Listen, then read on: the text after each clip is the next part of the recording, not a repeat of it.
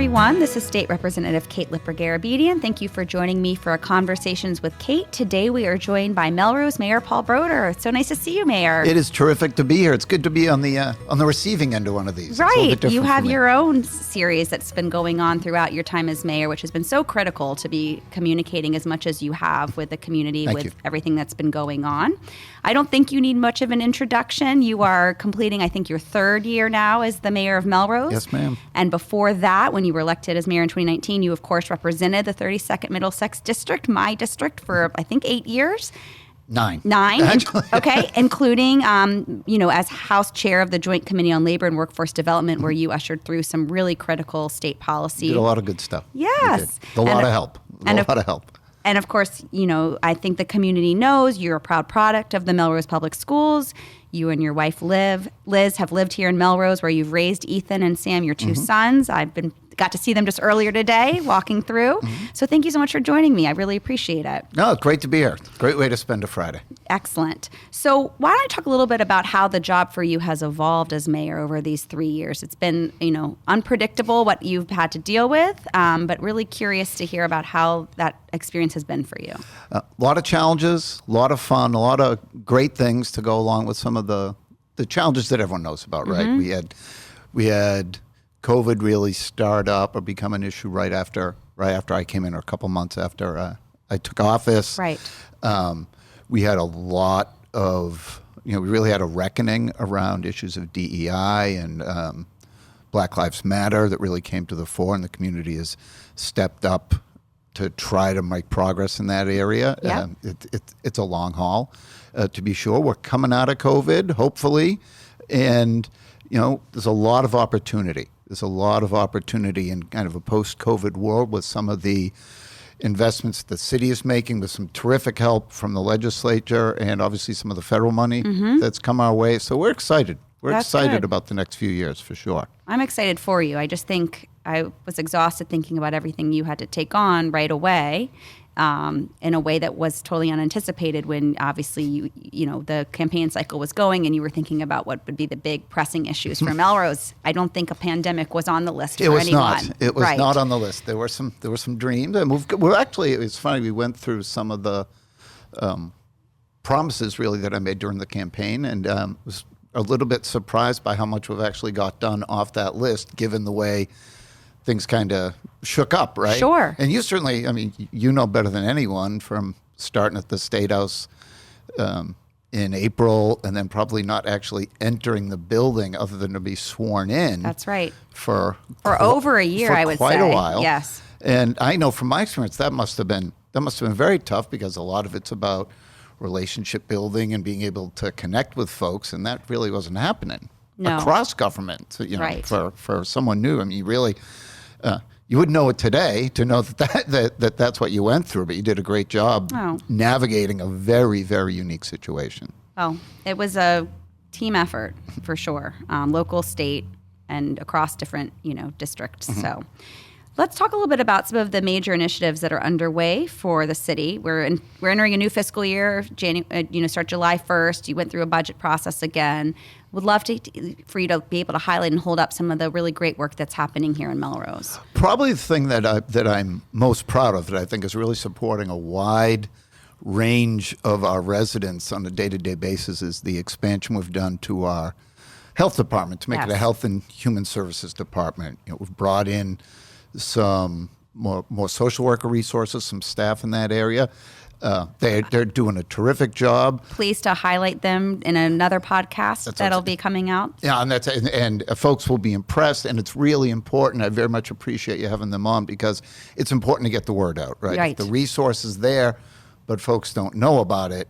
How much good is it doing? But they have really been in the trenches, because, as you might imagine, some things that either were exacerbated by COVID or were always there, but weren't maybe as visible, or folks weren't thinking about it as much, have really come to the fore. And it's very satisfying to be able to connect those folks to the help they need, whatever it may be. Absolutely. That's such a demonstrable difference from when I was on city council just a few years ago to today. We have multiple people supporting, the residents through the city government on behavioral health, mental health issues. That's great. It's super, super proud of that. I think really in terms of our efforts at communication and being able to connect folks with the things that we are doing, it's kind of hard to, the city really wasn't on social media prior to my arrival in office. If they were, it was kind of a very static, if you will, kind of engagement. We'll continue to work on that. That's not really a budget issue, but that is, in this day and age, we see how fraught politics is, how disconnected people are, both with each other and with their government. That's got to be, priority one. That's why things like these podcasts are so important. The office hours, the outreach you're doing in the community makes a huge difference, because folks need to know that we're on the job, we're focused on their concerns, and it's really important to us to do well. Right, and it's a way to show that work is getting done. Their investment in their government is paying off with resources for them, with events and potholes getting filled and so forth and so on. So I've noticed that as well. It's just a lot more information coming out from the city, which is great.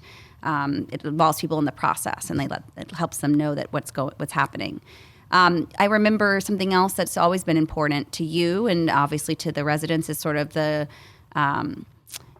commercial component of our city. We're so heavily residential, but our quality of life is really improved by our vibrant downtown or other commercial districts. So recently, the state awarded the city of Melrose over $600,000 to assist with revitalizing what should be a cornerstone of our commercial Main Street right across from El Pond. You want to talk a little bit about that? Oh gosh, I would love to. It's a terrific both public-private partnership and state and local government partnership that you and Senator Lewis had a great hand in helping us, kind of get to the starting line on. So for folks that don't know, I'm not sure there's anyone who doesn't know, we have what's known as the Caruso's property, kind of towards the northern side of the city. It's kind of the northern gateway to downtown. For any number of reasons, for over a decade, that property has sat, or the restaurant in particular, there's other commercial pieces, but that property has sat undeveloped and degraded.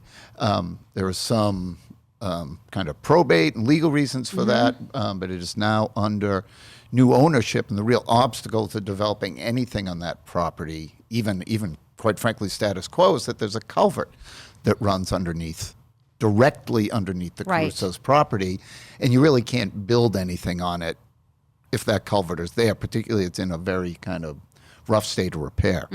So what the state is going to pay for is the rerouting of that culvert kind of around the property under city-owned streets, which means that property now has we now have the opportunity to develop that, or to see it be developed, I should say. We don't own it. Sure.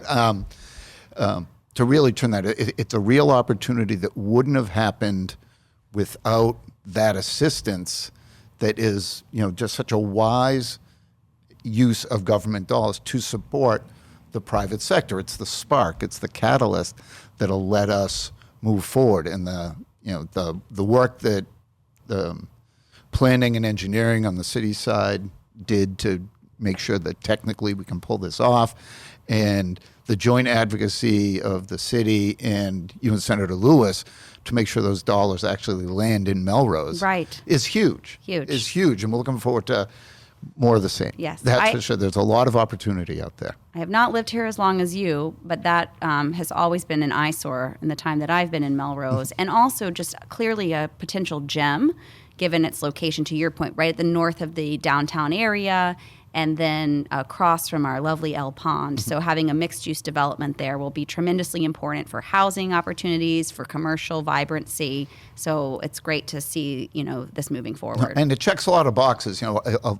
lot of just about everything Melrose does is based on the master plan. Right. And what our master plan talks about, and has for years, is transit-oriented development. So part of what makes this, such an attractive opportunity is that it is very close to the commuter rail and is right on the bus line. So to the extent we are going to have growth, have the kind of housing opportunities that we need to continue to grow as a community, it's programs like that around transit-oriented development that are the future of this city. Sure. And let's segue to transit.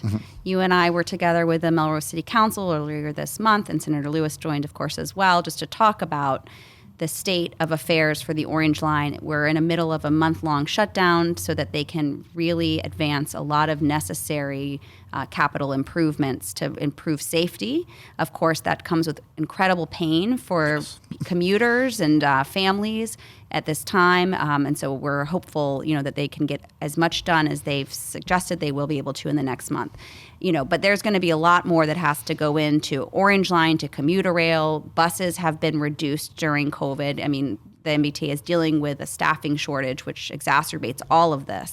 But to your point, Melrose thrives and is so vibrant because of our ability to connect through public transportation, which is also going to be a necessary lever to addressing the climate crisis. We have to have more people out of their cars and into more, lower carbon footprint alternatives.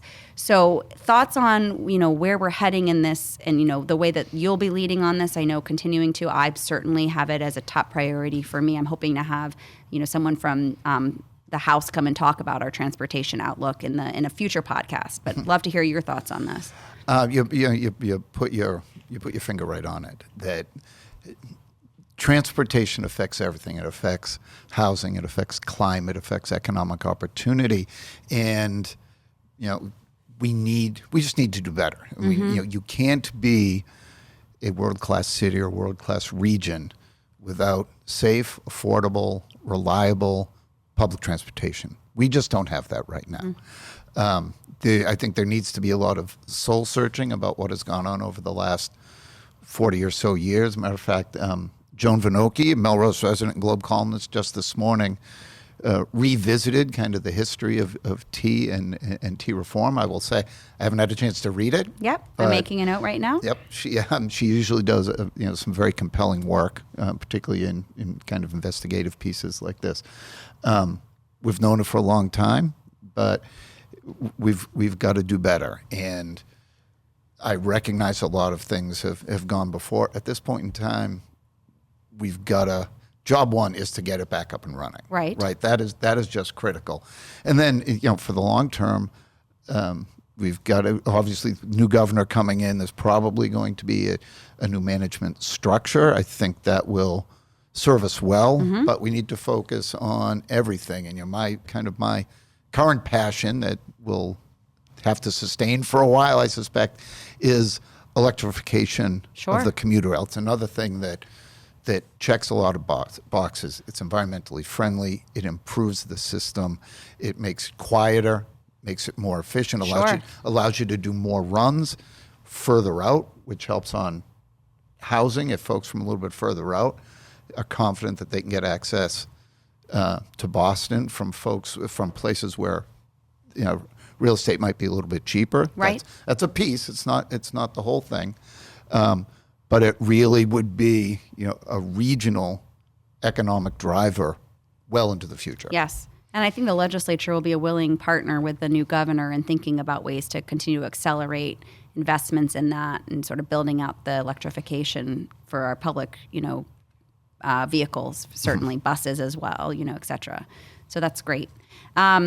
One other thing that comes to mind that people might be interested in thinking about at a city level is around the new school year. So schools start next Wednesday. I have a rising fourth grader. This will be the first year in a long time that you will not have a student in the system. It's so we did the kindergarten welcoming just the other day. Yes. And it's definitely, it strikes you. I mean, I'm a Roosevelt kid. My kids were Lincoln kids, but my kids are out. Yeah. And it's awesome. They are both going to be in the UMass system, and certainly want to extend my appreciation on behalf of the workers, and the business investors and everyone that relies on UMass, but really in particular the families. The legislature has been very good about supporting UMass and keeping an eye on tuition to make sure that it continues to be an affordable opportunity for as many kids in the Commonwealth and outside as possible. We're looking forward to this year. It's going to be our most normal year in a while, but we have our eyes wide open around lingering impacts of COVID and how we're going to have to address that. Right. but there is so much enthusiasm and goodwill to start off a new year. We saw it, we saw it last night, or was it last night? In the last couple of days. Yeah, right. Kindergarten kickoff. We saw it. Parents are eager to get going. There's the normal sets of concerns and enthusiasms that go along with this, but we're poised for I think a very, very good year. Interestingly, we were kind of joking around a little bit. Some of the elementary school principals, you always say to them, right, so are you ready? And the correct answer is, well, yes. They would say yes, but it doesn't matter because the kids are coming anyway on Wednesday, and off you go. And that hope springs eternal at the beginning of the year, but I think we're going to have a great year. That's great. I hope so too, as a parent and as a member of the community. And it was encouraging also to hear the social services coordinator who was on just earlier today talking about the degree to which the city and the school system are thinking as well about mental well-being. It's much more integrated right. than it has been in the past. So there's a lot of recognition that certainly we need to work together. There are certain things that the schools can do that's kind of within their charge, but the schools ultimately are not mental health providers. Mm-hmm. We all need to keep that in mind. It doesn't mean we walk away from the problem, but we need to think about it a little bit differently. And from the work that you do, there's some things the city can help with. There's some things that are bigger questions, like how do we get more providers into the system? Because one of the big tricks in pediatric mental health is being able to find a clinician Absolutely. that is an appropriate outlet for care for your child that doesn't take 6 months to get an appointment. Right, which is why I was so encouraged and proud to support the legislature's recent behavioral health bill that the governor signed into law August 10th. There's a lot of provisions in there related to youth access to behavioral health services and programming, including at school. To your point, the schools aren't behavioral health providers, but we know that students are often there, so it serves as a really great place to reach kids and to reach their families. No, that's it. Folks, we talk about that a lot. Some folks say, well, why the schools? Well, that is the one place we see every kid. Sure. Or just about. That's right. Just about every kid. And so, you need to leverage that, take advantage of it a little bit to, right. as best you can. Absolutely. Let's segue a little bit now to how other people, residents can be involved in Melrose's governance. So right off the bat, we're in election season mm-hmm. for our for statewide elections and federal. So, I've been so impressed with the clerk's office, the city for putting out information about all the different ways people can now safely access their right to vote, which was a thrill to get to support the new state law that allows for, no excuse, vote by mail. You all have that wonderful ballot box that's, secure and safe right between City Hall and the post office. Of course, people can also apply and then mail their ballot back in. This is for the primary that's happening September 6th, but of course there's also the general election on November 8th. So there will also be vote by mail then. We've got early in-person voting days, including over weekends that are happening at City Hall for both of these elections. And then obviously people can exercise their right to vote on Election Day, which will be, again, September 6th and November 8th at the middle school. Yep. A lot of work goes into that at the city level. It's a shocking amount of work because it's like voting, in my opinion, until recently, with some of the great work that y'all have done in the legislature, hasn't kept up, mm-hmm. right? And the pandemic kind of kicked it in the butt and forced us to do some different things, and they're all to the good. They're all to increase access, increase participation. In terms of the details, because there are so many, I would recommend that if anyone has any questions about how or when or their options to vote in Melrose, please visit the website. Right. It has everything laid out. You can certainly, if you're not a website person, you can call the elections department, and they're happy to assist you in any way you might need. But there is, there is this kind of lingering. So like, we laid it out. You got to vote. We've made it as easy as we possibly can. With the possible exception of same-day registration, which I know is something that you supported, that didn't make it over the finish line, but that, I know. Sure. that story's never over, right? There's always, That's right. there's always another opportunity. A lot to celebrate, even in the tremendous amount to celebrate. And we, decrease the amount of time before an election where you could still register. Yep. So there's almost no excuse now. We're working, and to the degree we can improve, we will continue to do that. But I'm just so glad, this is one example, and there are some others where the pandemic really forced us to rethink things, and we're coming out of, that period with, more enhanced engagement, more enhanced opportunity for people to exercise their democratic rights. It is. It's a lot of work, kind of behind the curtain. That's right. If you will, because it used to be show up on election day and vote. Mm-hmm.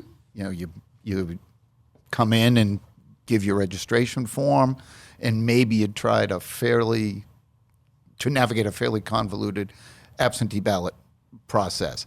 And now it's interesting to see states going in dramatically different directions. One of the reasons why, sometimes it's cliche, but it's really true. Proud to be from Massachusetts, where there is real consensus about the need to expand the franchise and make sure everyone has their best opportunity to participate. That's right.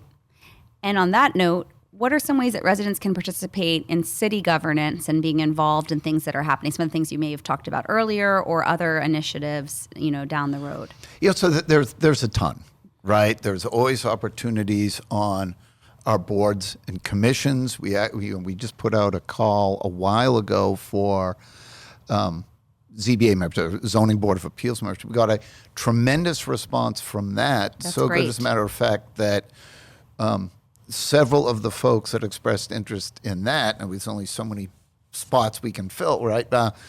We have been put into other positions because they were a good fit and expressed their interest. So there's really, in some ways, there's no bad time, and I really want to stress this. There's no one perfect way to do it. So that, if you think, I don't want to be on the cemetery commission, well, give it, think about it, because it is a way to learn about city government, yes. to learn about, and all these boards and commissions, that is certainly the case. But I really want to stress there are so many ways outside of government to be involved in the community.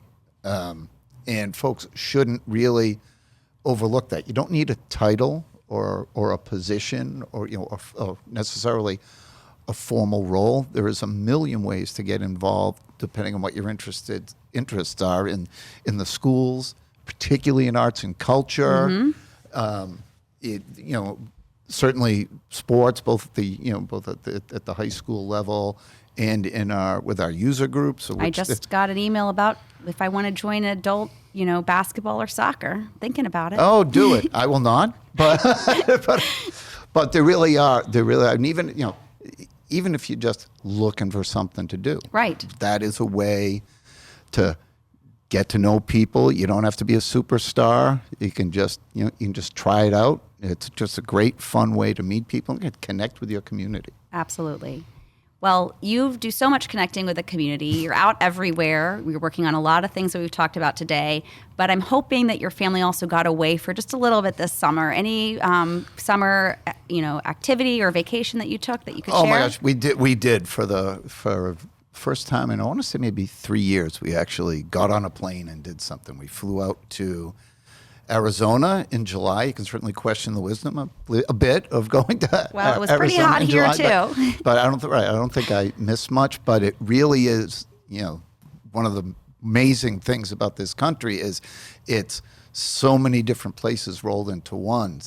For my kids in particular, who have never been out to the Southwest, have never seen a desert, have never seen huge mountains. Right? We think we have mountains in New England. Sure. And you go out west and you see what a real mountain looks like.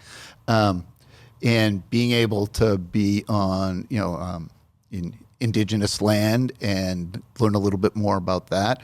But really, does you kind of get overwhelmed by nature. I will say that the one thing, because it was a great time, but one thing I definitely thought of while I was there is not enough water there for the folks. That is a serious thing that, we are a little bit blessed to not have to pay as much attention to because of the Quabbin.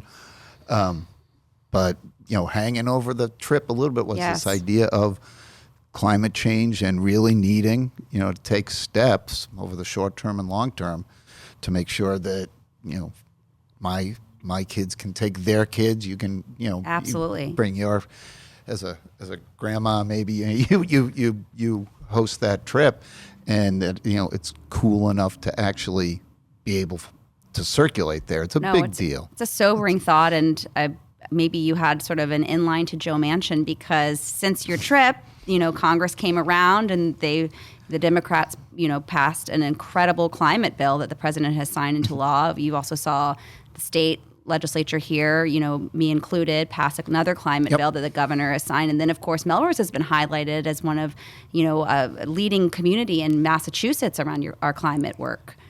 Very proud of everything that Martha Grover and the Melrose Energy Commission have been able to do.